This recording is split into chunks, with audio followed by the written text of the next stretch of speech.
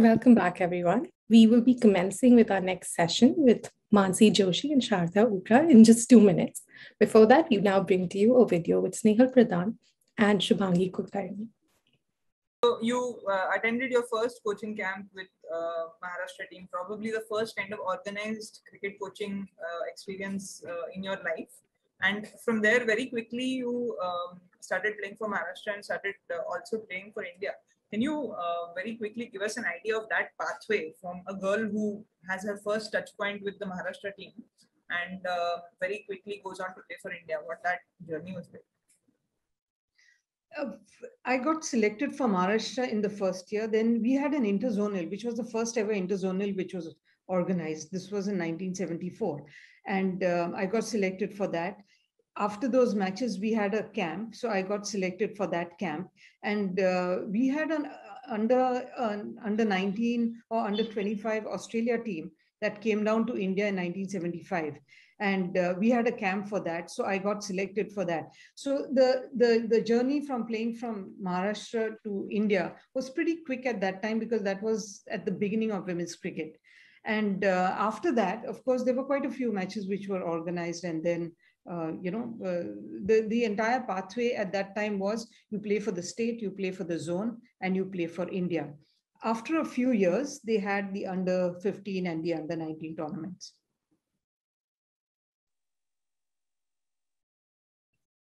Thank you. So that full video interview between Snehal Pradhan and Shubhangi Kulkarni will be available on our YouTube channel later today.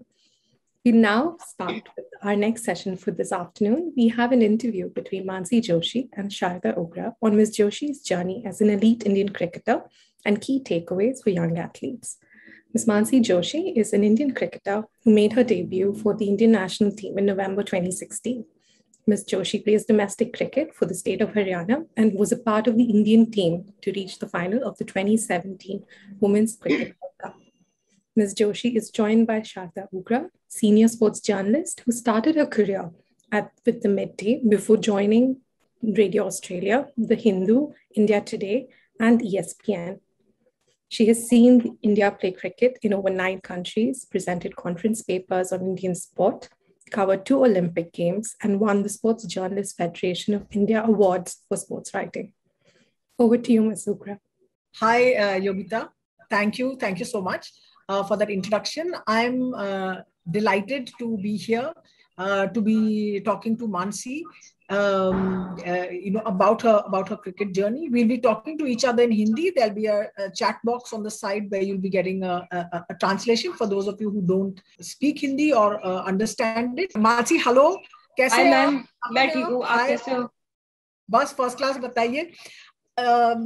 आप हैं कहाँ मानसी? आप हैदराबाद में हैं, आप उत्तराखंड में हैं, कहाँ हैं आप? मैं उत्तराखंड में हूँ अभी. हाँ, कौन से शहर में हूँ आप? देहरादून में. जी. मानसी, तो ये जो हमारी बातचीत होने वाली है, हम इसलिए ये बातें कर रहे हैं ताकि जो लड़कियां देख रही हो, लड़के देख रहे हो, यंग बॉयज, यंग गर्ल्स, जो ये आपका जो इंटरव्यू देखेंगे, वो आप अपने जिंदगी के बारे में सुनाएंगी कि क्या हुआ, कैसा था आपका करियर. और हाँ, और आप अपनी जो कहानी है इस टाइम की, जो जर्नी बोलते हैं काफी समय में लोग, उसके बारे में आप हमें सुनाएंगी. बिल्कुल पहले मानसी, ऑफ कोर्स ये सब कहना पड़ेगा कि फास्ट बॉलर से तो we are all attracted to the energy and the excitement of bowling fast. And you are a fast bowler that represents India, the generation that followed after Julan, there's Pooja, there's you and so on. तो सबसे पहले बताइए कि जब आप cricket के बारे में सोचती हैं, तो आपका क्या पहला जो रिस्पॉन्स है, आपका क्या पहले इमोशंस आते हैं क्रिकेट के बारे में? आपकी क्या जो है, क्या सोचते हैं क्रिकेट के बारे में? क्रिकेट के बारे में देखिए, क्रिकेट मैं बचपन से खेल रही हूँ, तो क्रिकेट अब ऐसा है कि क्रिकेट अब खून में आ चुका है, तो उसके लिए ऐसे मुझे पर्टिकुलर बैठ के सोचने की जरूरत नहीं पड़ती, वो ऑटोमेटिकली मतलब 24 आवर्स दिमाग में रहता ही है. तो बचपन से खेल रही हूँ, तो अब वो पैशन है. तो cricket is like everything for me, ये बोल सकते हैं. जैसे खाना पीना. जी मैम. जैसे खाना पीना, बिल्कुल जी जैसे जी जी, सांस लेना, एग्जैक्टली, सांस जी जी लेना। मैम, हाँ जी हाँ जी। अच्छा, और एक बात बताइए कि जब आपको, आपकी क्रिकेट की पहली याद क्या है? आपको क्या याद है क्रिकेट के बारे में? आपकी सबसे बिल्कुल पहली याद क्रिकेट के बारे में क्या होगी? क्रिकेट के बारे में ये था कि एक्चुअली मेरी फैमिली में कोई खेलता तो नहीं था, ऐसे कोई प्रोफेशनली कोई नहीं खेलता था, लेकिन जो मेरे मामा वगैरह हैं वो लोग ऐसे ग्राउंड पे खेलते थे या कहीं खेत वगैरह में खेलते थे। तो उनको मैं देखती थी कि वो क्रिकेट खेल रहे हैं, कई लड़के क्रिकेट खेलते थे, तो वहां से मैं इंस्पायर्ड हुई कि यार मेरे को भी खेलना है, मेरे को अच्छा लगता था क्रिकेट खेलना, मजा आता था उसको खेलने में। तो वही मेरे को याद है कि मैंने वहीं से खेलना स्टार्ट किया। और एक चीज बताइए कि ये कौन से शहर की बात कर रही हैं आप? देहरादून में था किसी और शहर में था जहाँ आपके पहले मामा? इनिशियली जब मैं छोटी थी तो मैं अपनी नानी लोगों के गांव में काफी रही हूँ, तो ये वहां की यादें हैं। आप ये बोल सकते हैं कि मैंने गांव से ही खेलना स्टार्ट किया है, शहर तो कौन से बहुत गांव में? बात की बात है। हाँ, कौन कौन से गांव में, कौन से गांव में? ये पंतनगर, टेहरी है, टेहरी में अच्छा। पंतनगर। अच्छा। जी। तो आप आपके जब आपने आपने टीवी पे कुछ देखा क्रिकेट के लोगों को खेलते हो, आपने देखा कि हाँ ये मैं करना चाहती हूँ, ये काफी इंटरेस्टिंग लगता है, मजा आ रहा है लोगों को, मैं भी आऊँ?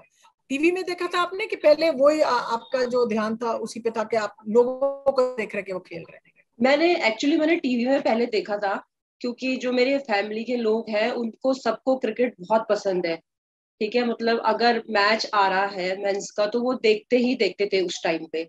और उस टाइम सचिन सर जब बैटिंग करने आते थे तो स्पेशली वो सीन जरूर देखते थे, और वो अगर सचिन सर आउट हो गए तो उसके बाद टीवी बंद। तो वो एक ऐसी मेमोरीज है मेरे दिमाग में जो मेरे दिमाग में काफी फ्रेश है। तो वहीं से मैंने टीवी पे पहले देखा, और उसके बाद फिर जब मेरे मामा लोग खेलते थे तो वहीं से फिर मैंने स्टार्ट किया। तो इनिशियली मैंने टीवी पे ही देखा। अच्छा, और ये 1990s में होगा? आपकी बर्थ 1993 की ये है या? मैं 93 बॉर्न हूँ, तो ये हाँ, होगा मेरे ख्याल से 5-6 साल की रही होंगी मैं, 6 साल की। बिल्कुल सचिन का जो बिल्कुल पीक पीरियड था जी जी 98। एग्जैक्टली, हाँ जी, उनका पीक था उस टाइम, हाँ जी। शारजा वाला, शारजा जी वाला। जी जी जी जी।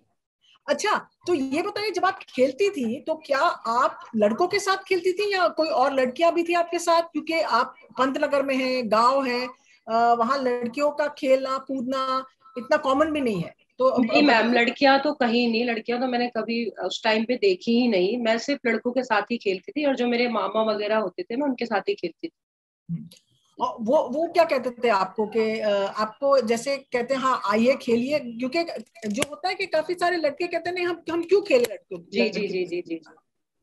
मेरे मामा लोगों ने तो मेरे को हमेशा सपोर्ट करा, उन्होंने कभी मतलब ये नहीं बोला कि यार तू लड़की है अंदर बैठ, अंदर कुछ और खेल, वो हमेशा बोलते थे आजा खेल, क्योंकि उनको मेरे अंदर दिखता था कि हाँ यार इसका मन करता है खेलने का, और मैं ठीक ठाक खेल लेती थी। तो वो मेरे को बुलाते थे कि आजा खेल ले, तो फैमिली वालों ने मेरे को हमेशा सपोर्ट किया है। ये ऐसे बुलाया कि नहीं आप आके फील्डिंग करो? जो होते हैं ना थोड़े छोटे प्लेयर होते हैं उनको बोलते हैं हाँ फील्डिंग कर लो आप बस, नहीं नहीं, आ मैं जाओ। बोलती थी मैं बैटिंग करूंगी पहले या बॉलिंग करूंगी। अच्छा, फील्डिंग बात की बात है, आप पहले या तो मुझे बॉल कराइए या मेरे को पहले बैटिंग दो। कंपल्सरी इंसिस्ट करती थी आप? कंपलसरी, हाँ जी हाँ जी हाँ जी मैम। आपका रौब इनिशियली, चलता था वहां थोड़ा?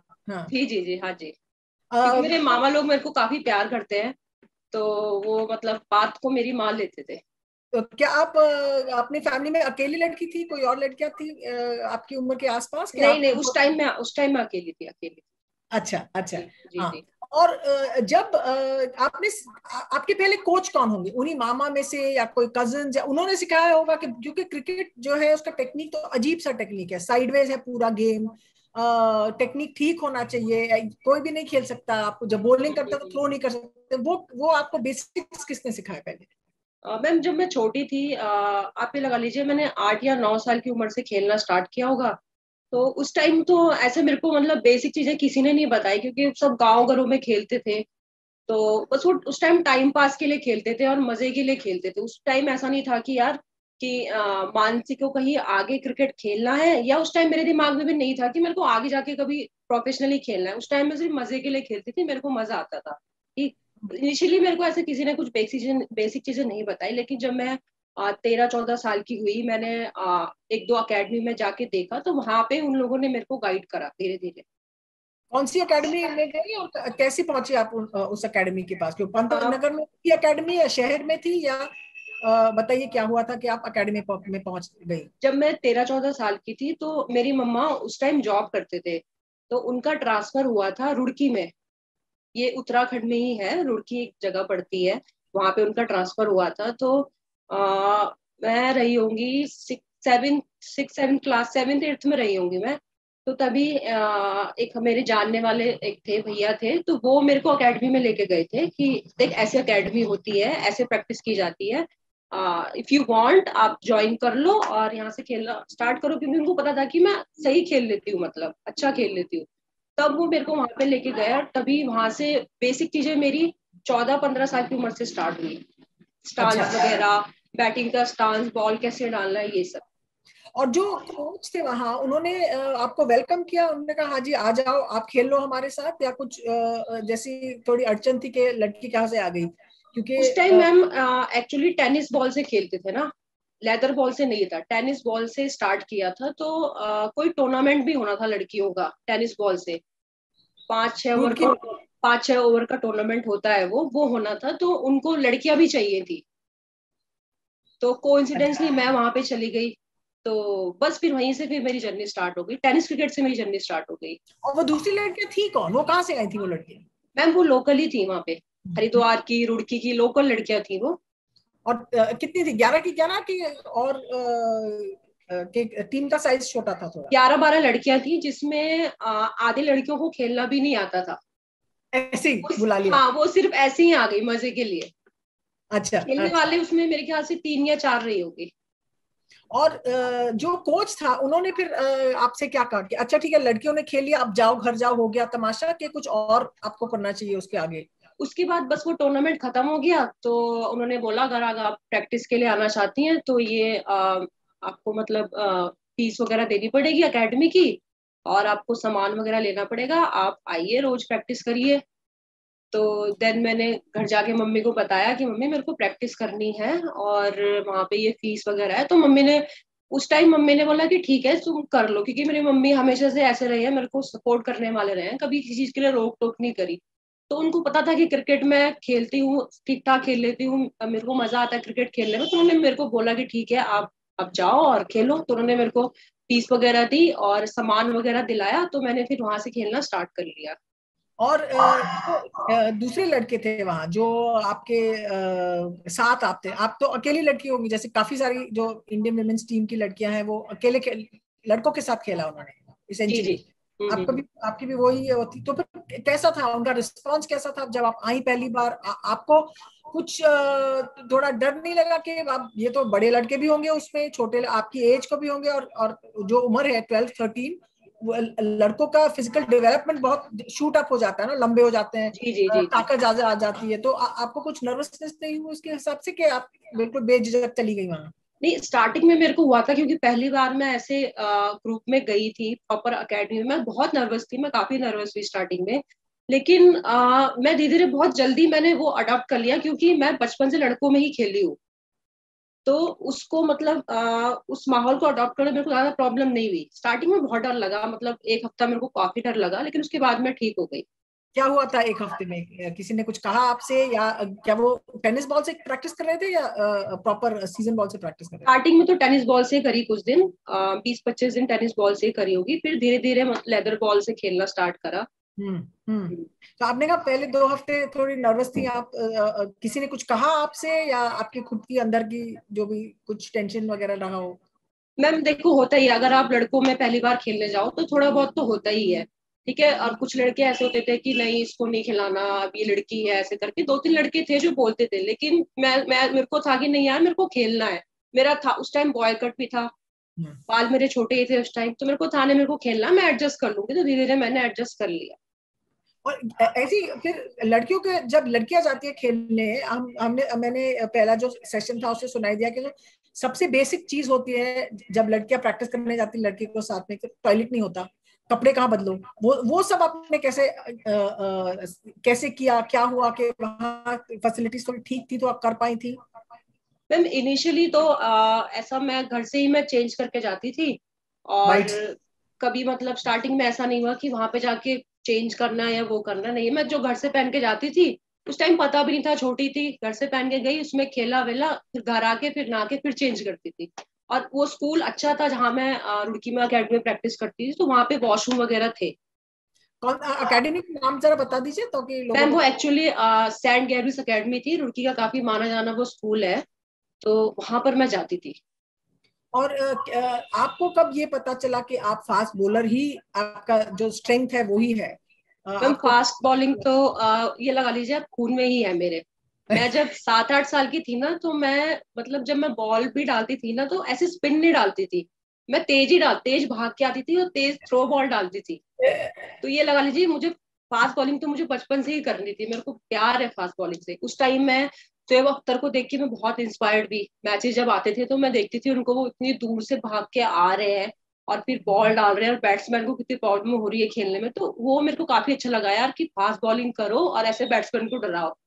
तो तब से मेरे को था कि मेरे को फास्ट बॉलर ही बनना है, मैंने कभी स्पिन बॉल डाला ही नहीं। ये बताइए, जो अभी आप कह रही थी कि आपने ये सब सीखा और कहा मुझे फास्ट बॉलर ही होना है, मैंने देख के, आपने एक्शन किसी का कॉपी किया? आपका खुद का एक्शन कैसे डेवलप हुआ जो उस उम्र पे?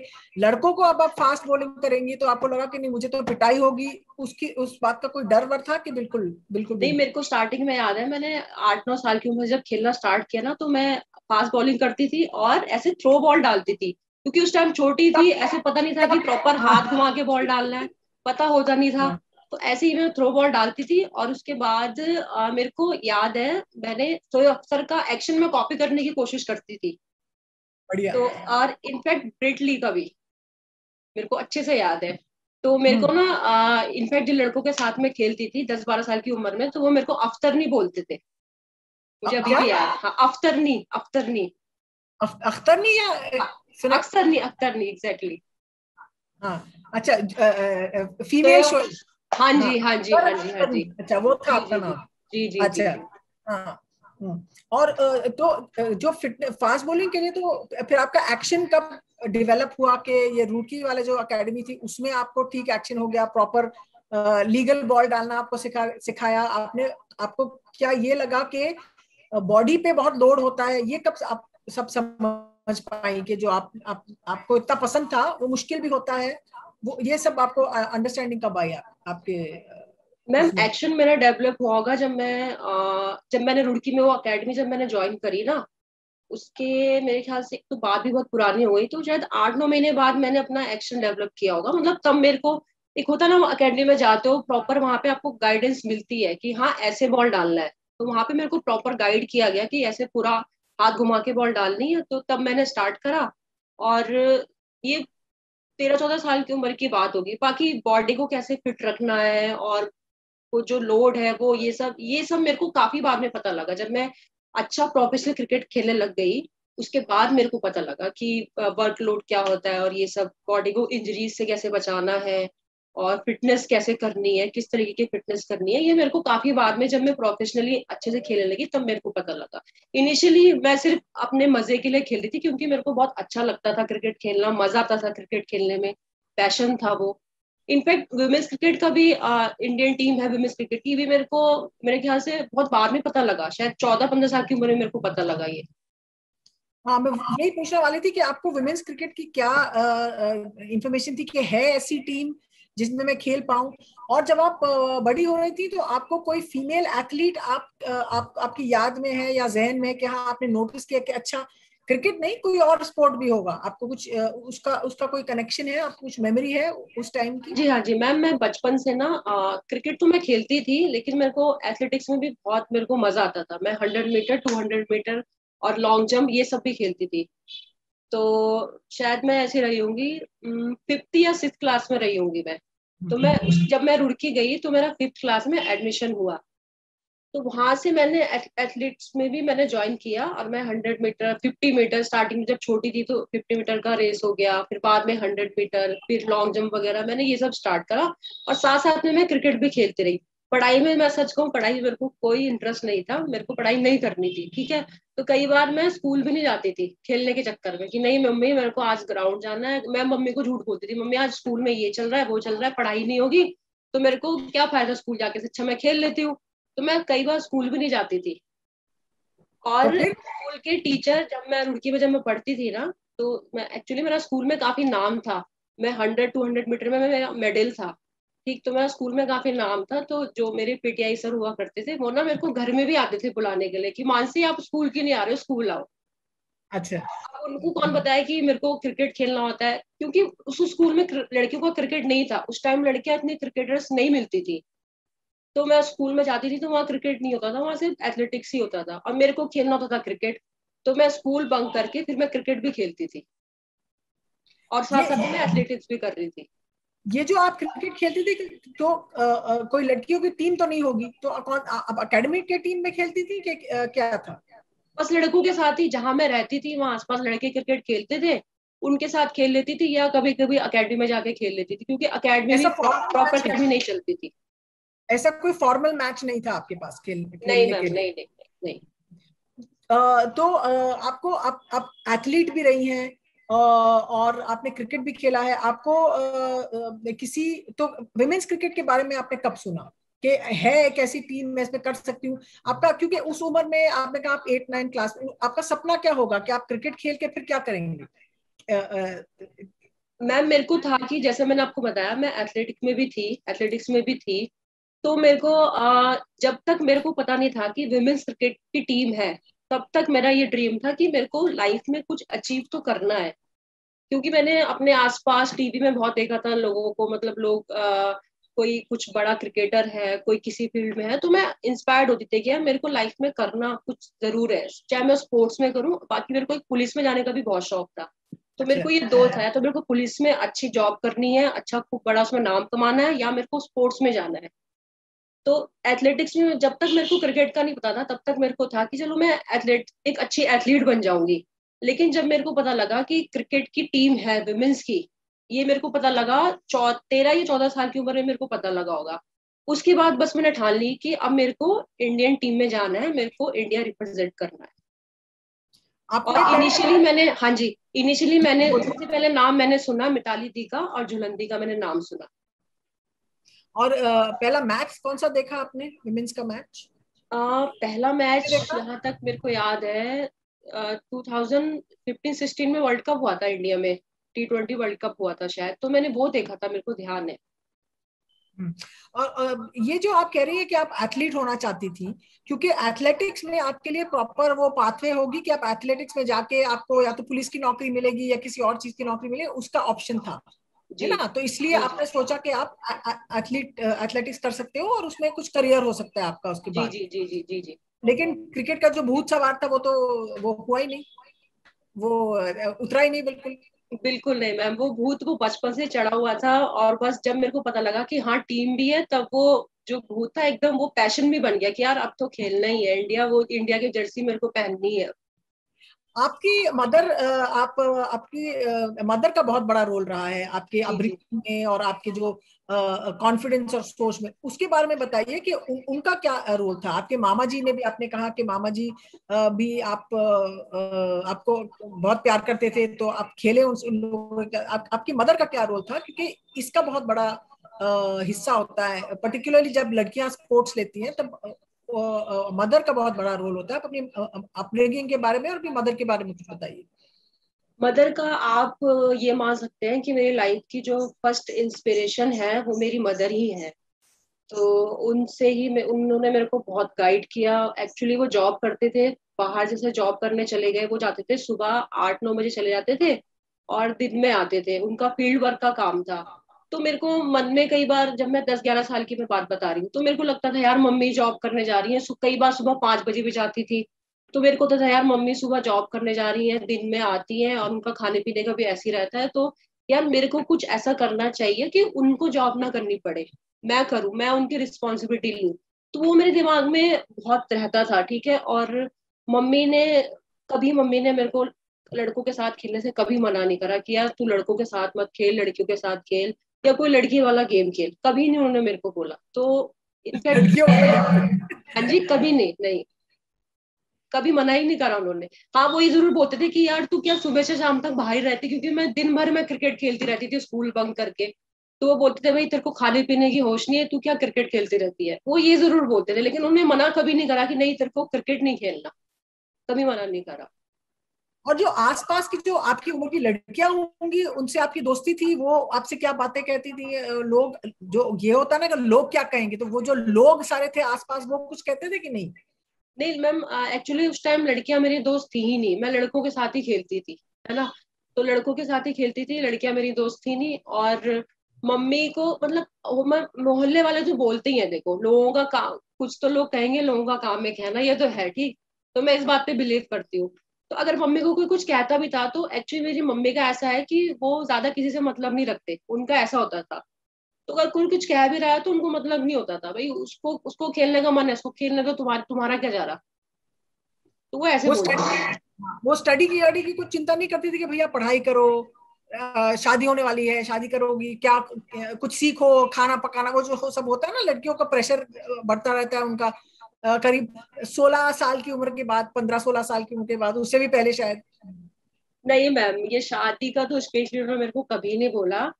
और खाना बनाने के लिए वो मुझे बोलते थे, वो ये कहते थे कि अगर चल कल को अगर तुम्हें कहीं बाहर जाना पड़े, अकेले रहना पड़े, तब तुम क्या करोगे, तभी तो खुद बना के खाओगे। तो ये बोलते थे वो बोलते थे एटलीस्ट इतना बनाना सीख लो कि तुम अपना पेट भर सको, इतना बनाना सीख लो, इतना वो मुझे बोलते थे। तो आपने रुड़की से आपका जो कोचिंग हुई थी, ट्रेनिंग हुई थी, आपका जो बिग जंप उसके बाद जो हुआ, आप उसके बारे में बताइए कि कब आपको लगा हाँ मुझे इंडियन टीम में आना है, लेकिन कैसे आना है, आपको क्या पता था उसके बारे में? आप कैसे पहुंचेंगी वहां, आपको क्या कुछ आइडिया था? आप लोगों से क्या बात करती थी? जब मैंने रुड़की में जब मैंने अकेडमी ज्वाइन करी ना, तो उसके बाद जब मुझे पता लगा कि वुमेन्स टीम भी है, तो उस टाइम फिर मैंने सोच लिया कि हाँ मेरे को इंडिया खेलना है। लेकिन जैसे मैंने आपको बताया, वो एक माना जाना स्कूल था, तो वहां पे स्टडी को ज्यादा मानते थे।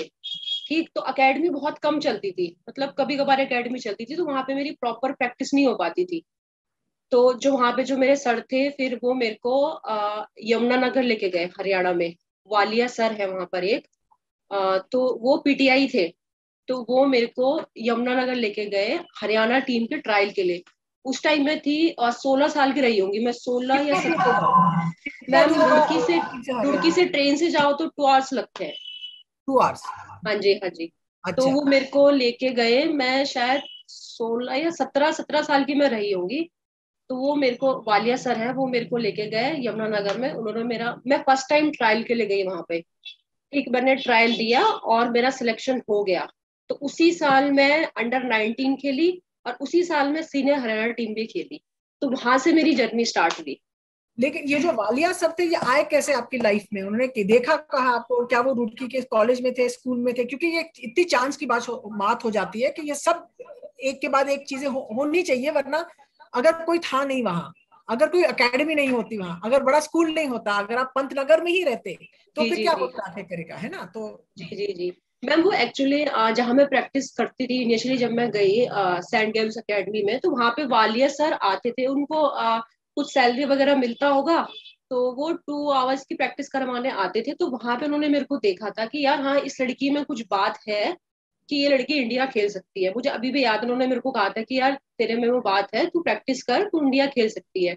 अब कहा था? मैम यही मतलब 14-15 साल की रही होंगी, 15 साल की।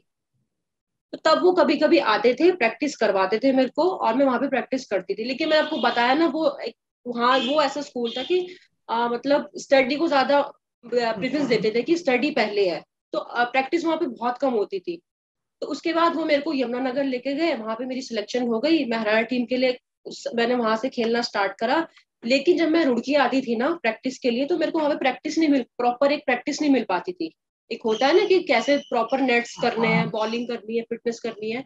तो उसमें मेरे को काफी दिक्कत होती थी। तो उसके बाद फिर मैं देहरादून आई।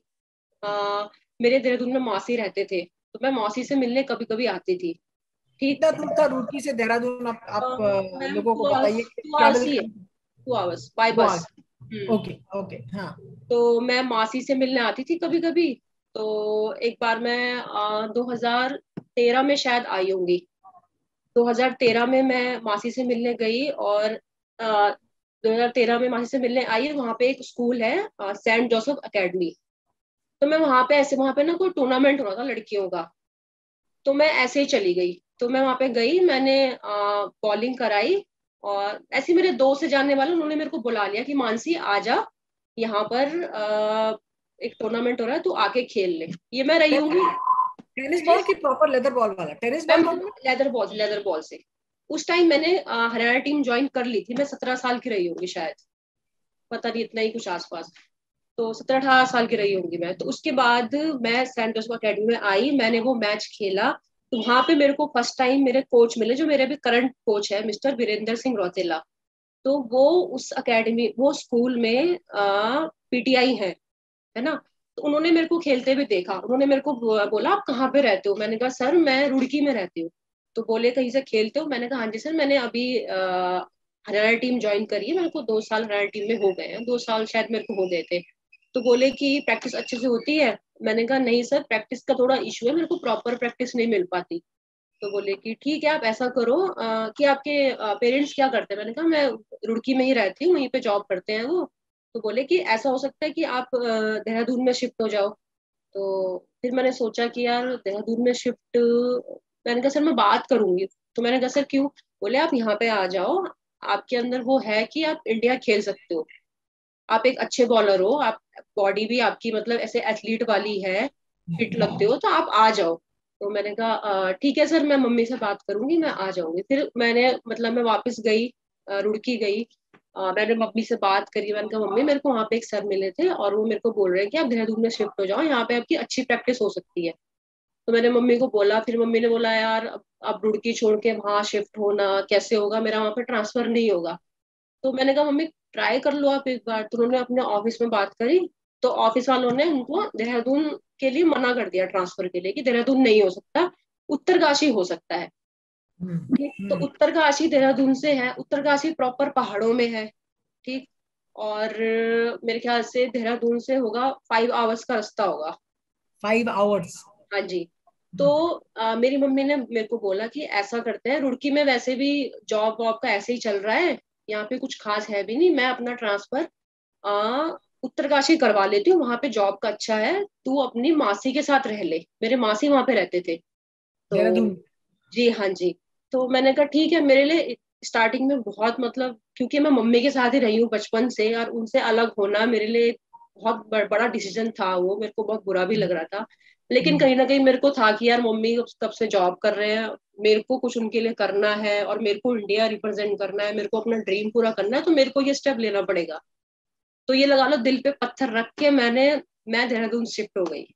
उन्होंने क्या कहा आपसे, अपनी मम्मी ने क्या कहा आपसे उसके उस समय? मम्मी का मुझे अभी भी याद है, मम्मी रोने लगे कि तू मेरे बिना कैसे रहेगी, और मैं तेरा इतना ध्यान रखती हूँ, वहां कैसे रहेगी। एक होता है ना कि चलो मेरी वो बहन है लेकिन तेरी मासी है, तो मतलब वो रिलेटिव है हमारे, कैसे रहेगी वहां पे, कैसे एडजस्ट करेगी, कभी उनके साथ रही नहीं है। तो मैंने कहा मम्मी मैं कर लूंगी, क्योंकि मेरी वहां पे अच्छी प्रैक्टिस होगी, मेरे को वहीं जाना है। तो मम्मी, मेरे को याद है वो रोने लगे। तो मैंने कहा नहीं मम्मी कोई बात नहीं, मैं चली जाऊंगी। तो मम्मी ने अपना ट्रांसफर उत्तरकाशी करवा लिया, और मैं मासी के साथ शिफ्ट हो गई, 2014 में मैं शिफ्ट हो गई। कैसा था अकेले रहना? क्योंकि जो भी सुन रहा होगा ये, या सुनेगा आगे भी, ये जो हमारी जो वार्तालाप हो रही है, उनको ये पता होना चाहिए कि कितनी मुश्किलात के बाद हमारे क्रिकेटर निकल के आते हैं, कि उनको क्या सहना पड़ता है कि वो कुछ अचीव करें। तो आप बताइए कि कितना मुश्किल था पहला शुरुआत में अपने मासी के घर में रहना, दूसरे शहर में रहना जहां आप जानते भी नहीं है किसी को, आपके जो फेमिलियर होती है जगह, शहर, गली कूचा जैसे कहते हैं, उसमें शिफ्ट होना, और आपकी उम्र भी कितनी होगी, सॉर्ट ऑफ क्या उम्र होगी आपकी? 16, 17? मैम 17, मेरे ख्याल से 18 शायद होगी, 18 हाँ 19, हाँ 18 हाँ। 19। और आपकी माँ ने तो आपको दे दी आजादी के जाओ। जी हाँ, तो जी जी। कैसा था पहले मैम एक दो मुश्किल तो 3 देखिए, मुश्किल तो जब मैं रुड़की में थी तब भी मुश्किल था, ठीक है, क्योंकि मम्मी की इतनी सैलरी होती नहीं थी।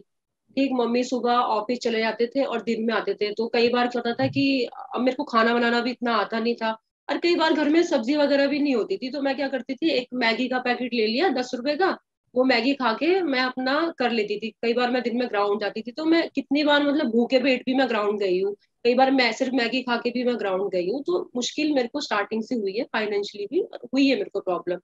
लेकिन बस मेरे को दिमाग में बस ये था कि कोई नहीं, करते रहो करते रहो करते रहो, कुछ ना कुछ हो जाएगा। मासी के साथ जब मैं शिफ्ट हुई तो स्टार्टिंग में मेरे को मम्मी की बहुत याद आती थी, क्योंकि मैं मम्मी से कभी अलग रही नहीं, मैं मम्मी को बहुत मिस करती थी। लेकिन मेरे दिमाग में कहीं ना कहीं था कि यार सिर्फ सिर्फ 2-3 साल मेहनत कर, एक बार 2-3 साल पूरा टारगेट बना दे कि इंडिया खेलना है, उसके बाद मम्मी ने तेरे साथ ही रहना है। मतलब मैं ये सोचती थी कि यार 2-3 साल मेरे को खूब मेहनत करनी है, उसके बाद मैं इंडिया खेलूंगी, मेरे को पैसे मिलेंगे तो फिर मैं घर लूंगी और मैं मम्मी को मैं यहाँ बुला लूंगी। मेरा उस टाइम ये विजन था मेरे दिमाग में। तो बस मैं वही करती रही। स्टार्टिंग में मेरे को प्रॉब्लम हुई। मेरी मासी से मेरे बहुत अच्छे रिलेशन है, मेरी मासी बहुत अच्छे हैं, उन्होंने मेरे को बहुत सपोर्ट करा, उन्होंने भी मेरे को। इनफैक्ट उनके फाइनेंशियली भी उनको वो इतने इतने अच्छे नहीं थे, जो मेरे मौसा जी थे वो जॉब करते थे ऐसा नहीं है, लेकिन उनके भी ऑलरेडी 2 बच्चे थे, उनका एक बेटा है, उनकी एक बेटी है। तो एक होता ही है, एक तीसरा बंदा जब घर पे आता है तो लोड पड़ता ही है। तो दिक्कत हुई, लेकिन उन्होंने मेरे को काफी सपोर्ट करा, मम्मी से मेरी आए दिन फोन पे बात होती थी। तो बस मैंने 2 साल मैंने सब कुछ छोड़ के, यारी दोस्ती सब छोड़ के, सिर्फ मैंने अपने क्रिकेट पे ध्यान दिया। और 2016 नवंबर में मेरे को इंडिया कॉल हुआ। ये इंडिया कॉल की कहानी तो आपने सुनाई है पहले, लेकिन जी अब जी फिर जी से सुना दीजिए। आप सुना, राजेश खन्ना की फैन है और किशोर कुमार के गाने पसंद है आपको, तो आप जी फिल्म जी की जी फैन भी है। हाँ, वो जी जरूर जी जी। सुना दीजिएगा कहानी। एक्चुअली मैम मेरे घर में ना सब पुराने गाने ही सुनते हैं, मेरे मामा जी हो गए, मेरे मासी हो गए, मेरे मम्मी हो गए। तो मैं बचपन से ही ये पुराने गाने सुनते हुए बड़ी वो हुई हूँ, ठीक है। तो वो कहीं ना कहीं दिमाग में होता है ना, जब आप छोटे होते हैं और वो पुराने गाने सुन रहे होते हैं, बस पुराने गाने तो आपको अच्छे लगने लगते हैं। तो बस मैं बचपन से पुराने गाने सुन रही हूँ। तो मैं किशोर कुमार, लता मंगेशकर की बहुत बड़ी फैन हूँ, मेरे को वो बहुत पसंद है, मैं उनके गाने बहुत सुनती हूँ, और राजेश खन्ना मेरे फेवरेट एक्टर है। तो बस यही है। तो नहीं, वो मासी वाली स्टोरी सुनाइए कि आपको इंडिया का कॉल का कब कब इंडिया का पता चला। कॉल, हाँ जी हाँ जी। मेरे और को फिर हम याद है। वापस चले, सवाल मैंने पूछा नहीं आपसे, जी लौटूंगी जी तो जी सवाल जी पहले वाला तो बता दीजिए। हाँ। जी जी जी। मैं उस टाइम मूवी आई थी, ए दिल है मुश्किल मूवी आई थी। तो मेरे को ध्यान है, मैं और मासी मूवी देखने गए थे। तो मैं कोई टूर्नामेंट शायद मैं खेल के आई थी, और उसके बाद मासी ने बोला कि चल मूवी देखने चलते हैं। तो मैं बहुत कम बाहर जाती थी, मेरा बस यही शेड्यूल होता था कि घर से ग्राउंड, ग्राउंड से घर या जिम, बस। कितने क्या, हाँ वो उसका बता दीजिए पहले, फिर हम पिक्चर को लौटेंगे कि आपका जो शेड्यूल था क्या था। कितने बजे उठती थी, क्या ग्राउंड कब जाती थी, जिम कब जाती थी वहां, और कितने बजे लौट के आती थी। एक्चुअली मैम मैं जहाँ प्रैक्टिस करती थी सेंट जोसेफ अकेडमी में, वो एक देहरादून का माना जाना स्कूल है। तो वहां भी ये है कि पढ़ाई को ही ज्यादा प्रेफरेंस देते हैं, ठीक है। तो वहां पे सुबह अकेडमी तो चलती नहीं थी, अकेडमी का टाइम होता था 2:30 बजे से टाइम होता था, ठीक। तो रौतेला सर ने मेरे को बोला हुआ था कि तू ऐसा करना कि सुबह रनिंग करने चले जाना, रोड रनिंग कर लेना, और दिन में यहाँ पे प्रैक्टिस करने आना। तो मैंने बोला ठीक है। स्टार्टिंग में मेरे को दिक्कत हुई, सुबह 5, 4:30 बजे, 5 बजे उठना, और मैं ऐसी इंसान हूँ कि मेरे को नींद से बहुत प्यार है, मैं बहुत, अगर मेरा ऑफ है तो मैं बहुत सोती हूँ। तो स्टार्टिंग में मेरे को दिक्कत हुई, सुबह 4:30 बजे, 5 बजे उठना, फिर रनिंग करने जाना। क्यों, मासी वॉक करने जाते थे सुबह, तो मैं मासी को बोलती थी मासी मेरे को सुबह उठाना। तो मैं कई बार अलार्म लगाती थी, कई बार मासी मेरे को उठा देते थे, तो मैं उठती थी, रनिंग करने जाती थी, फिर आती थी, फिर कुछ खा के। कितने इसकी रनिंग, कितने रनिंग करती थी। मैम ये लगा लीजिए 2-2.5 किलोमीटर, 2-3 किलोमीटर में भागने जाती थी, रनिंग करती थी, उसमें मैं पुशअप वगैरह भी बीच में मारती। सर ने मेरे को बता रखा था कि थोड़ा रनिंग करना, फिर रुकना, फिर पुशअप मारना। इस तरीके से उन्होंने मेरे को थोड़ा बहुत बताया था, तो मैं वही करती थी। फिर आके फिर कुछ खाया, फिर दिन में अपने घर के काम कर लिए, मासी के साथ उनकी हेल्प कर ली, क्योंकि दोनों बच्चे पढ़ाई करने जाते, स्कूल जाते थे, छोटे ही थे, स्कूल जाते थे। तो मैं मासी की हेल्प घर में कर लेती थी, बर्तन वगैरह उनमें, बर्तन में उनकी हेल्प कर लेना, झाड़ू में उनकी हेल्प कर लेना, ये मैं करती थी। फिर दिन में मैं अपना ग्राउंड जाती थी 2:30 बजे के आसपास, फिर वहां पे मैं प्रैक्टिस करती थी। रौतेला सर ने मेरे को, आप ये लगा लीजिए, रौतेला सर को मैं बहुत मानती हूँ एज ए, मतलब मेरे लिए वो फादर से कम नहीं है, मैं उनकी बहुत रिस्पेक्ट करती हूँ। तो उन्होंने मेरे को इनिशियली बहुत, मतलब मेरे को सपोर्ट करा, क्रिकेट की छोटी छोटी बातें उन्होंने मेरे को बताई, बताया जब आप ग्राउंड में जाओ तो ऐसे जाओ कि आप चैंपियन हो, आप बेस्ट हो। उनकी ये मतलब 2-3 बातें हैं जो मेरे को बहुत याद है, कि आप ग्राउंड में जाओ तो आप बेस्ट हो, अपने आप को किसी से कम मत समझो। ये सब बातें उन्होंने मेरे को छोटी छोटी बताई, मेरे को गाइड करा, मेरे खाने पीने का वो ध्यान रखते थे, और मेरी डाइट का ध्यान रखते थे, क्योंकि मेरे को पता तो था नहीं कि क्या खाना है, चने वने खाने हैं या वो सब प्रोटीन चाहिए, ये चाहिए, वो चाहिए, तो वो मेरे को बोलते थे कि ये चने वगैरह भिगा लेना, बादाम खाया करो, ये सब खाया करो। तो उन्होंने मेरे को इनिशियली काफी गाइड किया। और हम लौट आएंगे आपके इंडिया कॉल अप, लौट आएंगे उस टॉपिक पे, लेकिन ये बताइए कि जब आप हरियाणा के लिए आपको पिक किया था, पहली बार आपका सिलेक्शन हुआ था हरियाणा प्ले करने के लिए, तो वो आपका पहला फॉर्मल सा मैच था। हाँ, आप प्रॉपर, जैसे जिसको कहते हैं प्रॉपर ऑर्गेनाइज क्रिकेट में आपका इन्वॉल्वमेंट था सर, वो आपको कितना अलग लगा, आपने उसको एडजस्ट कैसे किया, और लड़कियों से आपकी मुलाकात भी होगी उस टाइम जो खेलती थी, उसके बारे में कुछ बताइए कि वो एडजस्टमेंट कैसा था और एक्सपीरियंस अलग कैसा था, जो आप इतने सालों से आप क्रिकेट खेल रही थी, 8 से लेकर 16 साल तक, 8 साल से आपका क्रिकेट बिल्कुल ही अलग था, और आप इस फॉर्मल उसमें आ गई कि आप स्टेट को रिप्रेजेंट करती है। वो एक्सपीरियंस मैम मेरा काफी अलग एक्सपीरियंस था। अलग मैं इसलिए बोलूंगी क्योंकि मैं हमेशा लड़कों के साथ खेली हूँ, लड़कियों के साथ मैं कभी खेली ना। मैं एकदम से लड़कियों के बीच में आ गई, तो मेरे को ऐसे था यार ये लड़की भी क्रिकेट खेलती है, ये लड़की भी क्रिकेट खेलती है। मैंने कहा ये लड़कियां पहले कहाँ थी, ये मुझे क्यों नहीं मिली मैं हमेशा लड़कों के साथ ही क्रिकेट खेलती थी, तो मुझे काफी मजा आया, मैंने वो टाइम काफी इंजॉय करा। लेकिन मैं बताऊं तभी भी मतलब स्टार्टिंग में जब मैं हरियाणा टीम में सेलेक्ट हुई तब भी मैं मतलब मैं सीरियस थी गेम को लेके, लेकिन मेरे को ये नहीं पता था कि उस रास्ते पे प्रॉपर तरीके से कैसे चलना है। अगर आपने कुछ टारगेट, अगर आपने कुछ अचीव, आपको कुछ अचीव करना है, आप कुछ लाइफ में कुछ करना चाहते हो, तो उस रास्ते पे कैसे चलना है मेरे को नहीं पता था स्टार्टिंग में। तो स्टार्टिंग के हरियाणा के 2 साल मैंने ऐसे मौज मस्ती में ही खेले, उसको एंजॉय मैचेस खेले होंगे साल में, कितने मैचेस खेले होंगे आपने साल में? मैम 8 या 10 मैच खेले होंगे हर साल? हाँ, और हाँ जी, लेकिन मौज मस्ती में? हाँ मौज मस्ती में ही खेले। और जो आपकी बॉलिंग ज्यादा फास्ट हुई या वही हुई, आपने बाउंसर वाउंसर डालना कब सीखा, बैट्समैन को हिट किया होगा आपने कभी कभार, वो सब क्या चेंज आपने कैसे देखा? आपकी जो विमेन्स की प्लेयर्स थी उनके सामने आपकी बॉलिंग कैसी मेजर करती थी, या उनको क्या लगता था, आपकी स्पीड कैसी थी? मैम क्योंकि उस टाइम मैंने प्रोफेशनली इतना सीखा नहीं था, तो मेरे को नहीं पता था कि लाइन लेंथ क्या होती है। मेरे को ये पता कि बस जाके बॉल डालना है, ऐसा करती थी मैं। तो प्रॉपर तरीके से कैसे बॉल डालना है, लाइन बॉल लेंथ क्या पहुंचनी है होती है, बस दूसरे एंड, हाँ बस मेरे को, मैंने बोला ना, दूसरे। मैंने कहा ना मैं सिर्फ मौज मस्ती के लिए खेलती थी। वो तो जब मैं देहरादून जाके शिफ्ट हुई और जब मैं रौतेला सर के अंडर आई, तब उन्होंने मेरे को काफी गाइड करा कि नहीं ऐसा नहीं, ऐसा होता है, आपको गेम को लेके सीरियस होना पड़ेगा, आपको एक रूटीन बनाना पड़ेगा। तो वो सब मैं देहरादून में आके ही मैंने सीखा। उससे पहले मैं खेल रही थी, लेकिन मैं मतलब टारगेट मेरा था इंडिया खेलना है, लेकिन मैं मेरे को कैसे पहुंचना है हाँ वो मेरे को वो गाइड कुछ करने आइडिया वाला नहीं कोई नहीं था। हाँ जी, हाँ जी, मेरे को गाइड करने वाला कोई नहीं था, तो उस रास्ते पे कैसे है। चलना है वो मेरे को सर ने ही सिखाया। वो कोच वगैरह जो हरियाणा के होंगे या कोई सीनियर प्लेयर या ऐसे कुछ, उनका कुछ आपको, उनके जो एक्सपीरियंस थी उससे कुछ पता चला कि ज्यादातर आपने रौतेला सर से ही सीखा? ज्यादातर मैंने रौतेला सर से ही सीखा है, क्योंकि उस टाइम मैं जब हरियाणा खेलने जाती थी तो एक्चुअली क्या होता है, उस टाइम कोचेस चेंज होते रहते थे।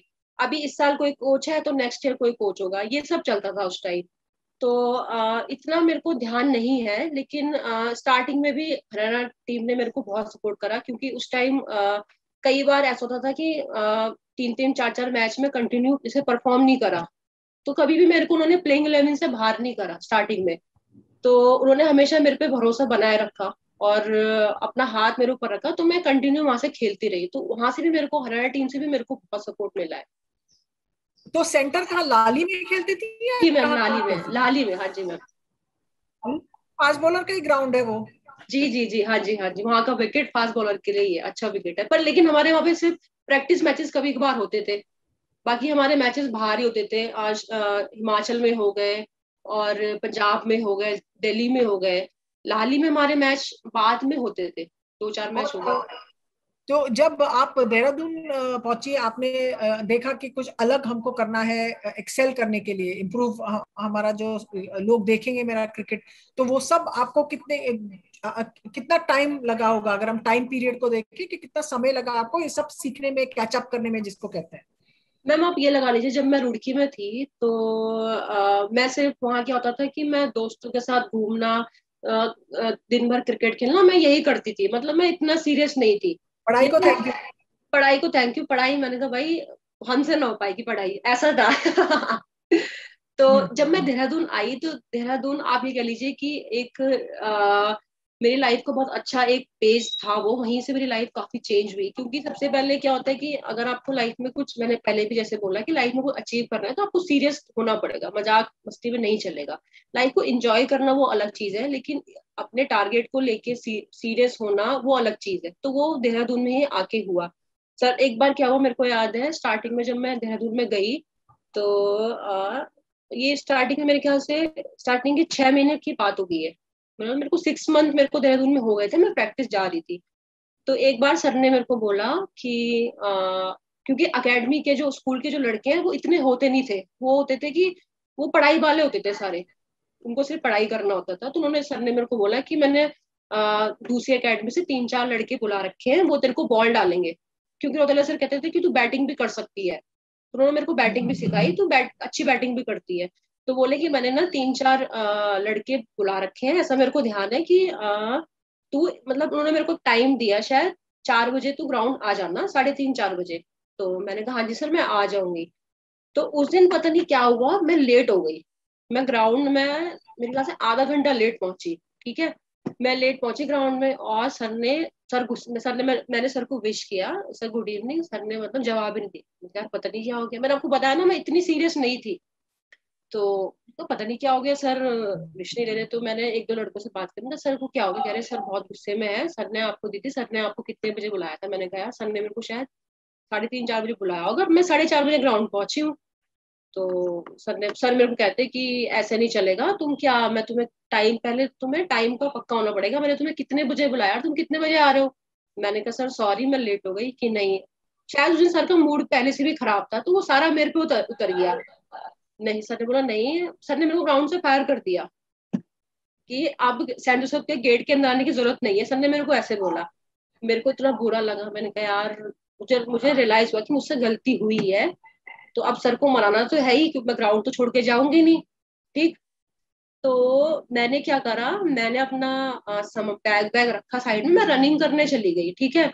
और मैंने कहा यार सर को मनाना तो है ही, और मैं भी गुस्से में थी काफी। तो मैंने ग्राउंड के मेरे ख्याल से 10-15 राउंड मैंने मार लिए। और मैंने कैसे मारे मुझे भी याद नहीं है, अच्छा खासा ग्राउंड है वो, 400 मीटर का ग्राउंड होगा, मैंने मार लिया। गुस्से में मारे आपने? गुस्से हाँ में उस दिन मारे मैंने होंगे राहुल। 10-12 राउंड मार दिए शायद, गुस्से गुस्से में उस दिन मारे। फिर मुझे लगा अब सर बात करेंगे। मैं आई, सर ने मेरे को कोई बैटिंग नहीं दी, कोई बॉलिंग नहीं दी, सर ने मुझसे बात ही नहीं करी। ठीक। तो बच्चों ने मेरे को बोला दीदी आप घर चले जाओ, कल आना, कल न्यू डे होगा तो सर आपसे बात कर लेंगे। मैंने कहा ठीक है, मैंने सर को विश करा, मैं घर चली गई। घर गई मैं, और इतने राउंड मारे थे मेरी बॉडी में दर्द हो रहा। ठीक है, मैं जाके मैं सो गई, मैंने खाना खाया जल्दी, मैं सो गई। उसके बाद मैं उठी नेक्स्ट डे, फिर मैं ग्राउंड गई। नेक्स्ट डे मैं टाइम से ग्राउंड पहुंच गई, ठीक है। ग्राउंड पहुंची, मैंने सर को विश करा, सर ने फिर मेरी विश नहीं ली। मैंने सबको बोला sir I am really sorry, दोबारा ऐसा नहीं होगा। सर ने बोला नहीं ये कोई तमीज है, ये है वो है। सर ने मेरे को सुना के फिर मैंने अपना बैग रखा, फिर मैं रनिंग करने चली गई, फिर मैंने 10 राउंड मार दिए। ठीक। गुस्से गुस्से में मेरे को अपने पे गुस्सा आ रहा था कि यार अगला बंदा आपके लिए इतना कर रहा है तो आपको सीरियस होना पड़ेगा, तो वो गुस्सा मेरे अंदर था। मैंने फिर रनिंग करी, रनिंग करने के बाद फिर सर के पास आई, मुझे लगा अब सर बैटिंग बॉलिंग देंगे, अब उससे बात करेंगे। सर फिर बात नहीं कर रहे। अरे मैंने कहा सर फिर मैंने सर को सॉरी बोलूंगा, sir I am really sorry please. Sir ने बोला नहीं, सर ने बात नहीं करी, फिर मैं घर चली गई। फिर थर्ड डे जब मैं दोबारा आई तो अब सर को लगा होगा कि हाँ यार लड़की 2 दिन से ग्राउंड आ रही है, राउंड रनिंग वगैरह कर रही है। तो सर ने बोला चल ठीक है, सर ने मेरे को माफ कर दिया। तो वो दिन था, उसके बाद मतलब मैं काफी सीरियस हो गई गेम को लेके। मेरे को पता लगा कि यार चल टाइमिंग्स कितना मैटर करता है, और रूटीन होना बहुत जरूरी है, सीरियस होना बहुत जरूरी है। अगर आपका कोई टारगेट है तो आप उसको हल्के में नहीं ले सकते। तो वो एक ऐसा टाइम पीरियड था, वहां से मेरी लाइफ काफी चेंज हुई।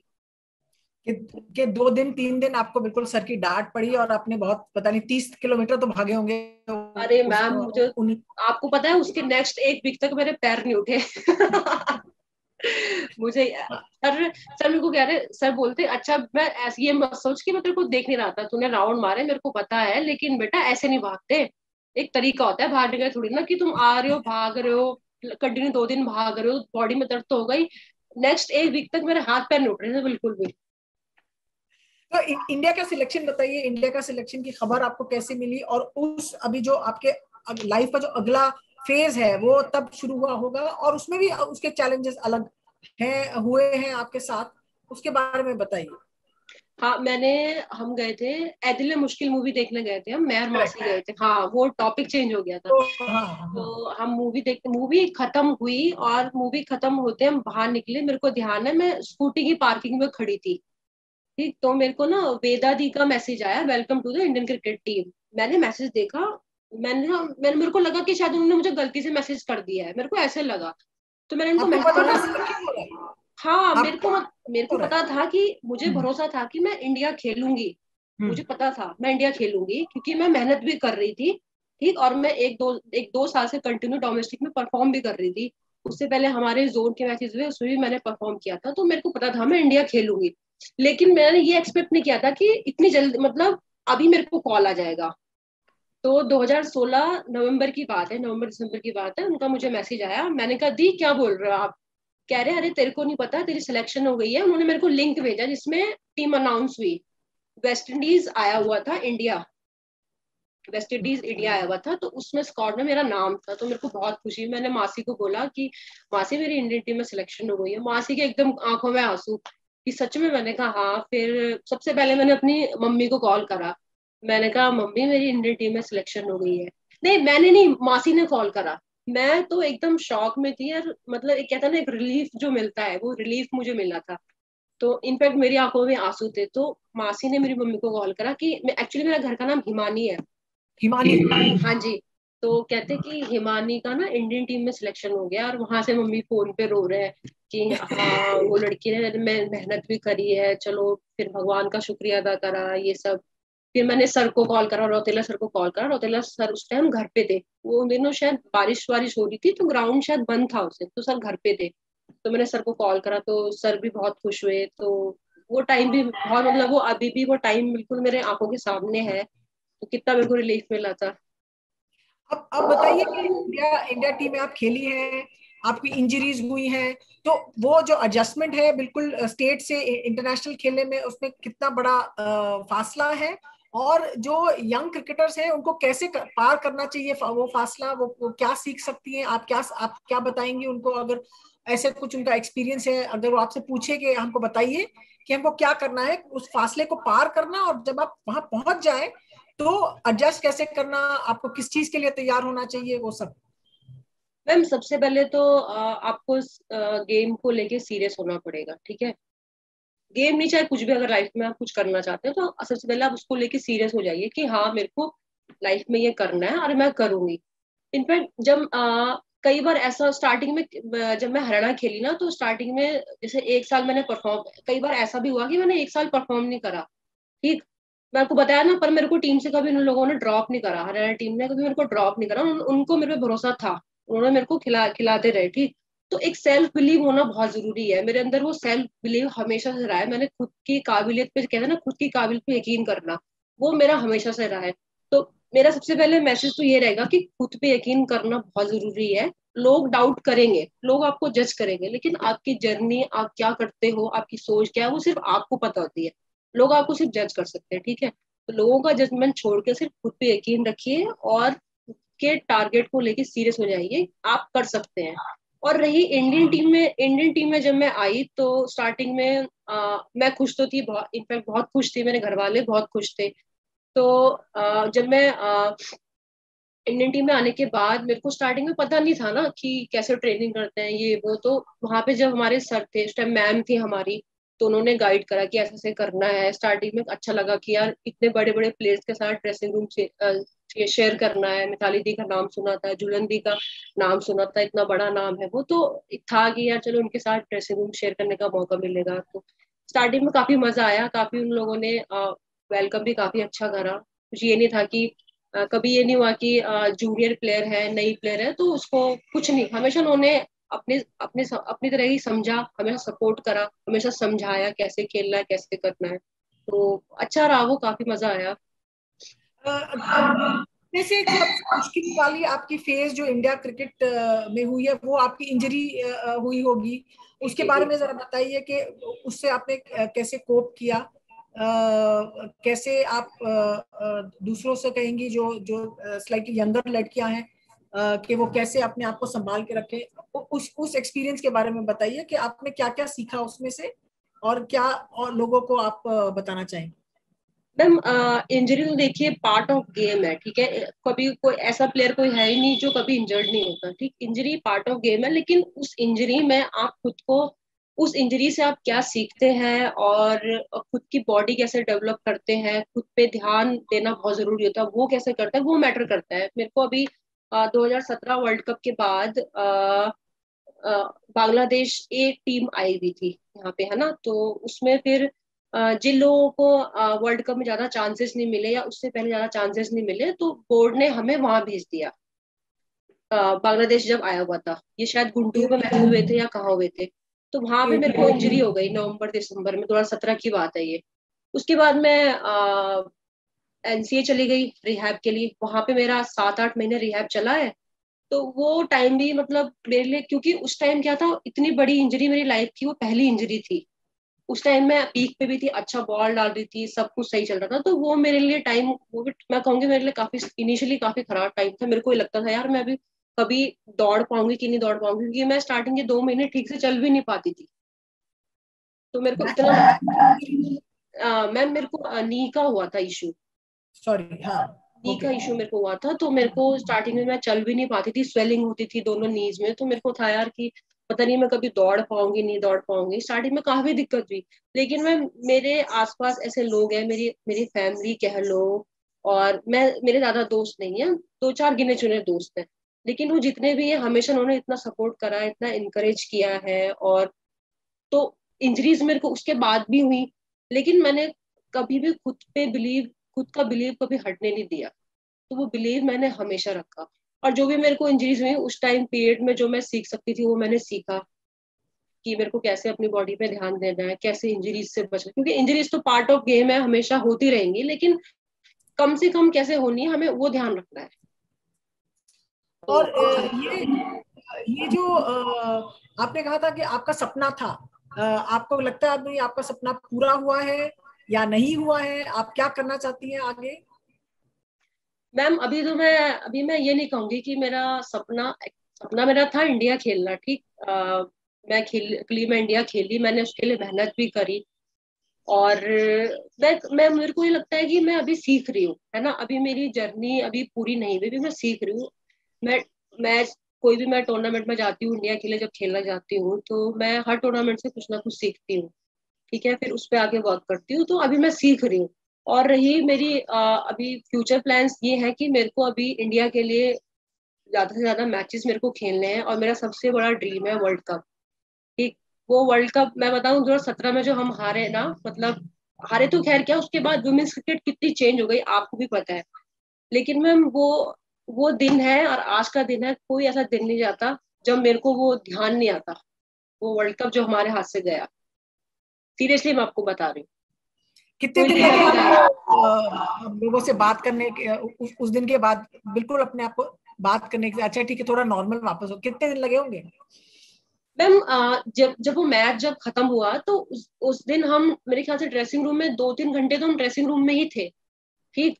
क्योंकि हमें हम लोग उन दिनों हम सोशल मीडिया इतना यूज नहीं कर रहे थे, हमारा सारा ध्यान टूर्नामेंट में ही था। तो हमें पता नहीं था कि इंडिया में क्या हो रहा है, हमें पता ही नहीं था कि हम जो यहाँ खेलने आए हैं, हम जो ये मैचेस जीत रहे हैं, उसका इंडिया में कितना बड़ा इम्पैक्ट पड़ रहा है, ठीक। वो जब हम वो टूर्नामेंट से जब हम वापस इंडिया में आए, और जो रिस्पॉन्स जो हमें मिला, वो देख के हम इतना, मतलब इतना अच्छा लगा ना, मतलब ऐसा लगा कि हम हार के भी कुछ जीते हैं। क्योंकि उसके बाद वुमेन्स क्रिकेट पूरी चेंज हो गई। मैं जहाँ अकेडमी में प्रैक्टिस करती हूँ, उस टाइम में सिर्फ अकेली लड़की थी जो प्रैक्टिस करती थी, ठीक है। लेकिन देहरादून जाने के बाद, जी देहरादून वाली जी रौतेला सर की, हाँ हाँ जी, लेकिन देहरादून आने के बाद इतने कॉल्स, इतने मैसेजेस रौतेला सर को कि सर हमें भी अकेडमी ज्वाइन करनी, लड़कियों को मतलब आने लगे, पेरेंट्स के कॉल्स आने लगे कि यार हमें भी अपनी लड़कियों को खिलाना है। तो इतना अच्छा लगा ना कि यार चलो, अभी भी मतलब अभी क्या, हमेशा मेरे को प्राउड रहेगा कि यार मैं 2017 में उस टीम की मेंबर थी जहां से वुमेन्स क्रिकेट पूरी चेंज हो गई। और अब क्या लगता है कि आप क्या चाहती हैं कि विमेंस क्रिकेट के लिए हो? आप कभी अपने आप को मेंस क्रिकेट का देख के कि उनके पास क्या हैं, फैसिलिटीज क्या हैं, रिसोर्सेज क्या हैं? अब आपको क्या लगता है वुमेन्स क्रिकेट, आपके सपने क्या हैं इंडियन वुमेन्स क्रिकेट के बारे में?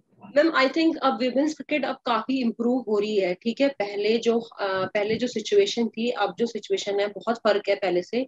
इवन अपना बोर्ड भी बहुत मेहनत कर रहा है लड़कियों के लिए। और टूर्नामेंट, हमारे पहले टूर्नामेंट आप देखिए, पहले कितने कम मैचेस होते थे और अब मैचेस भी होने लगे हैं, लाइव मैचेस आने लगे हैं। तो बोर्ड अपना काम कर रहा है, हमें अपना काम ये करना है कि हमें ज्यादा से ज्यादा मैचेस इंडिया के लिए जीतने हैं और सबसे पहले वर्ल्ड कप लेके आना है। मेरे को ऐसा लगता है कि वो वर्ल्ड कप जब आ जाएगा ना, तो और तूफान आ जाएगा इंडिया में, और वो ऑटोमेटिकली फिर वुमेन्स क्रिकेट का जो चलन होगा वो और ज्यादा बढ़ेगा। ये मानसी, अब आपने अपना करियर अगर आप देखती हैं कि आपने क्या अचीव किया है, आपने कितनी मेहनत करके और आपकी फैमिली ने कितने बलिदान और त्याग करके आपको यहाँ तक आप पहुंची हैं, तो आपको क्या लगता है कि आपकी जो लाइफ है उसका एग्जाम्पल आप क्या चाहती हैं कि लोग उसमें से ले, कि लोग उसमें से देख के हम मानसी के लाइफ में ये हुआ है तो हमें भी सोचना चाहिए कि थोड़ी अलग हमारी सोच होनी चाहिए कि लड़कियों के साथ कैसे हम व्यवहार करें, छोटी लड़कियां हैं उनको हम क्या चांस दें, उसके बारे में आपका क्या कहना है? मैम मेरे को ऐसा लगता है कि इंडिया में बहुत टैलेंट है, ठीक है, टैलेंट की कोई कमी नहीं है। तो मैं ये चाहती हूँ कि जो पेरेंट्स हैं, कई बार पेरेंट्स क्या होते हैं कि अलाउ नहीं करते अपनी लड़की को, अगर वो कुछ करना चाहती है लाइफ में तो उसको मना कर देते हैं कि नहीं लड़की है, ये नहीं करना वो नहीं करना। मैं सीरियसली, मैं दिल से ये चाहती हूँ कि पेरेंट्स उन लड़कियों को अपना सपना पूरा करने दें। मैं ये नहीं कह रही कि उनको क्रिकेटर ही बनना है, अगर वो कुछ और भी करना चाहती है तो उनको करने दें। उनको अपने, प्लीज उनको जो उनके जो सपने हैं उनको पूरा करने दें।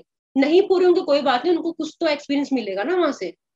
हर इंसान का, मैं मानती हूँ हर इंसान का सपना पूरा नहीं होता, लेकिन वो जो जर्नी, जो उसकी उस बंदे की या उस लड़के या लड़की की जो जर्नी होती है, वो जर्नी से बहुत कुछ सीखता है। तो मैं ये चाहती हूँ कि वो अपने सपने उनको पूरे करने दें। और मेरी लाइफ, मेरे को ऐसा लगता है कि मैंने अपनी लाइफ में बहुत कुछ उतार चढ़ाव देखे हैं, ठीक है। तो लेकिन मेरा हमेशा एक, मैं चीज को मानती हूँ, कभी गिव अप नहीं करना चाहिए। आप गिव अप कभी मत करो। लाइफ है, आप आए हो तो अप डाउन तो होंगे, ठीक है। तब रात है सुबह है, चलता रहता है, ठीक। लेकिन आप मेहनत करते रहो, खुद पे बिलीव रखो। और मेरा तो यही मानना है कि मेहनत करते रहो और खुद पे बिलीव रखो। मान जी बहुत होता है, तो बात करते जाएंगे, 1-2 घंटा हो जाएगा। और ये जो कॉन्फ्रेंस है, सिंपोजियम है, बहुत इंटरेस्टिंग सेशंस अभी प्लान है। तो मैं आपके लिए बहुत बहुत शुक्रिया। मैं आपके लिए मैं कारुण्या और योगिता से पूछूंगी अगर को लोगों के सवाल हैं, so then we can answer those questions. It was great talking to Mansi, just like we could have chatted on for I don't know how long. She was very sort of anxious about the sort of questions that we're going to ask, but I think she's just been very open, and she's spoken so beautifully about her life and about her getting here at this point. But Yogita and Karunya, if there are any questions, we'll be happy to answer them. Or if there's any other back and forth that you would like us to do let us know. I'm just handing it over. Thanks, Sharda. I think our audience for now doesn't have any questions, but I'm sure if we receive anything, we'll direct them to you. But thank you so much to both of you for that extremely authentic and inspiring interview. I think young athletes everywhere have plenty to take away from this. Thank you, Mansi. Thank you so much. Thank you, ma'am. Thank you so much. Bye. Take care.